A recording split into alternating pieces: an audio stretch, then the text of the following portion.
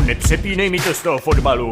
Ale já si chci koukat na ulici. Si otevři okno a koukej se na ulici z okna.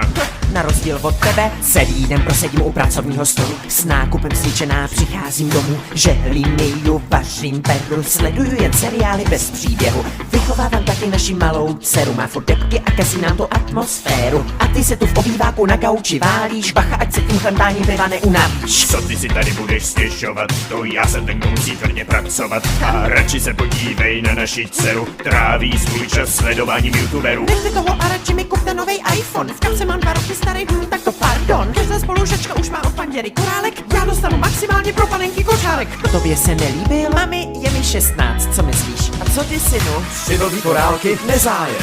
Předražený iPhone nezájem. Číst si doma knížky? Nezájem. Figurky ze salámu? Nezájem.